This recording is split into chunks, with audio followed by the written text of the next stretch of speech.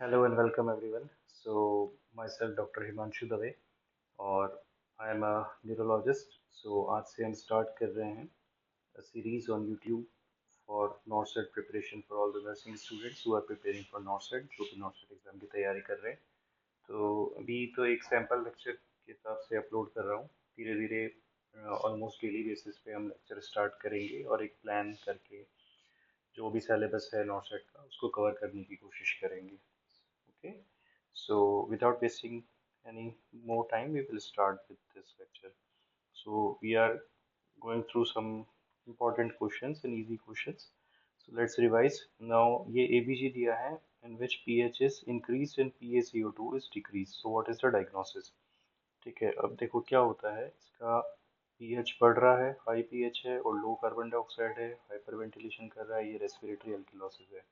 अब अगर हम ABG को समझें, है ना, तो एबीजी में देखने की क्या क्या चीज़ें होती है, कुछ इंपॉर्टेंट पैरामीटर्स होते हैं जो देखने होते हैं। सबसे पहला पीएच दिया होता है, फिर PaO2 दिया होता है, ऑक्सीजन कंसंट्रेशन आर्टीरियल, फिर PaCO2 दिया होता है और फिर पाई कार्ब दिया होता है। बेसिकली एबीजी की दुनिया ना इन चार पैरामीटर्स के आसपास घूमती है।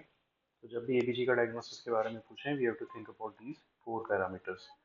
सो pH, the normal pH is between 7.35 to 7.45. So low pH जाना 7.35 के नीचे जाना इज एसिडोसिस और हाई पीएच जाना 7.45 के ऊपर जाना इज एल्केलोसिस। डिटेल में हम आने वाले लेक्चर्स में डिस्कस करेंगे पूरा एबीजी को। ये जो है पीएच इंक्रीज है, PaCO2 डिक्रीज है, तो ये हो रहा है respiratory alkalosis. Now second question, earliest sign of hypoxia. Hypoxia का अर्लीस्ट साइन क्या है? साइनोसिस यानी बॉडी का ब्लू पड़ना, ब्रेडिकार्डिया हार्ट रेट कम होना, restlessness, hypotension. So restlessness is the first sign of hypoxia. So early brain response to hypoxia is agitation and later response is cyanosis. First section in ventricular fibrillation. Patient आपको मिला है जिसको ventricular fibrillation diagnose हुआ है। First आप क्या करेंगे? CPR देंगे, डिफिब्रिलेशन करेंगे, ऑक्सीजन सपोर्ट देंगे या इंट्यूबेट करेंगे। So defibrillation is the correct answer because shockable rhythm है, तो immediate defibrillation saves life in ventricular fibrillation. So point क्या याद रखना है? ventricular fibrillation क्या है? shockable rhythm है और first step जो हम करेंगे वो defibrillation करेंगे। Now, normal urine output is it's 0.5 ml per kg per hour. This is minimal acceptable perfusion indicator. So normal urine output is 0.5 ml per kg per hour. Most common complications of immobility, अगर patient कोई है, stroke का patient है suppose, या head injury का patient है, road traffic accident का patient है जो कि इमोबिलाइज्ड है काफ़ी समय से, तो सबसे मोस्ट कॉमन कॉम्प्लिकेशन उसका क्या है? निमोनिया, प्रेशर सोर, डीवीटी या कॉन्स्टिपेशन। सो प्रेशर सोर जो है बेड सोर बोलते हैं, most frequent and preventable complication है इमोबिलिटी का। एंटीडोट ऑफ हिपैरिन, हिपैरिन का एंटीडोट क्या है? Protamine sulphate. एंटीडोट्स पे बहुत ज़्यादा क्वेश्चन पूछे जाते हैं आपके एग्जाम में।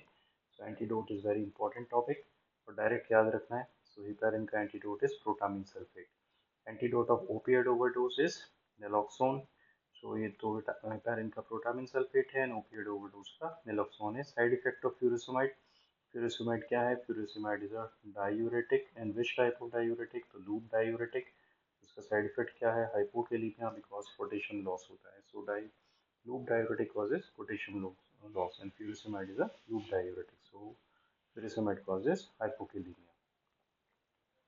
Drug of choice in anaphylaxis, anaphylaxis reaction हो रहा है, ड्रग ऑफ चॉइस क्या है? एड्रेनालिन। एब्गार स्कोर जो देखा जाता है इन newborn's, when a newborn baby is there, you assess the need of resuscitation at 1 minute and 5 minute in Apgar score. तो एब्गार स्कोर क्या हेल्प करता है? क्या चीज़ पता करने के लिए कि नीड ऑफ रिससिटेशन है कि नहीं है उस बेबी में। Okay, need of resuscitation.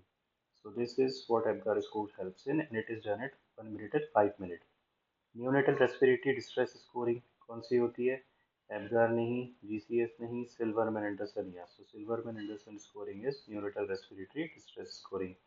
Most common congenital heart disease कौन सा है? VSD है, कॉमनली मिलता है VSD।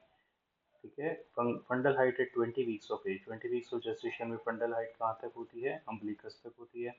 Most common cause of postpartum haemorrhages, trauma, uterine atony, retained placenta और कोएगुलोपैथी। तो uterine atony means lack of और decrease uterine contraction, and contract नहीं होता है post delivery, so it causes postpartum haemorrhage, most common cause. First action after embryotomy, we should check fetal heart rate to detect cord prolapse. तो cord प्रोलिप्स नहीं हुई तो वो कैसे इंडिकेट होगा? Foetal heart rate, foetal distress. Dengue vector, dengue का जो virus है कौन सा वेक्टर उसको कैरी करता है? So Aedes aegypti, the complete name is Aedes aegypti mosquito, it carries the dengue virus. Vitamin A का प्रोफिलैक्सिस डोज है 2 lakh इंटरनेशनल यूनिट। एडल्ट्स में हेलुसिनेशन मतलब false belief, false perception, mood change और memory loss. so false perception is hallucination.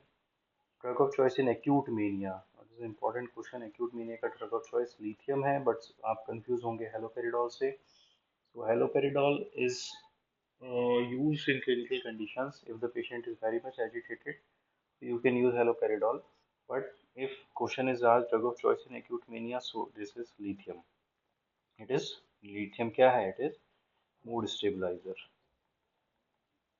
Okay, Glasgow coma score, normal score कितना है? 15 है। GCS score जो बोलते हैं, GCS scoring use to assess the neurological condition of the patient. So ये तीन part में होता है, E V and M response. So eye response, verbal response and motor response. So scores are from minimum score is 1, so E is 1 to 4, so maximum is 4. 1, 2, 3 or 4.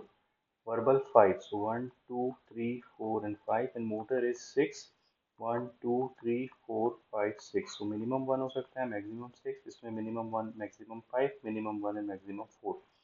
So minimum score अगर हम इन तीनों को plus करें तो GCS score minimum कितना हो सकता है?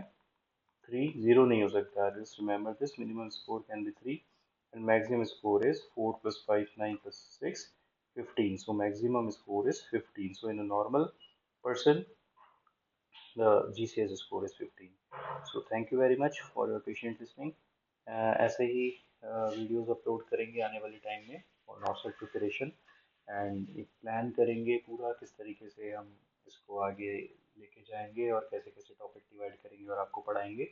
एंड आपके सजेशन वेलकम है, कमेंट बॉक्स में प्लीज़ आप सजेस्ट करें कि आपको किस तरीके के लेक्चर्स चाहिए, क्या टॉपिक चाहिए, क्या पैटर्न चाहिए, ठीक है। एंड ये वीडियो को अपने फ्रेंड्स के साथ शेयर करें ताकि ज़्यादा से ज़्यादा लोग हमारे साथ जुड़ सकें। Thanks a lot.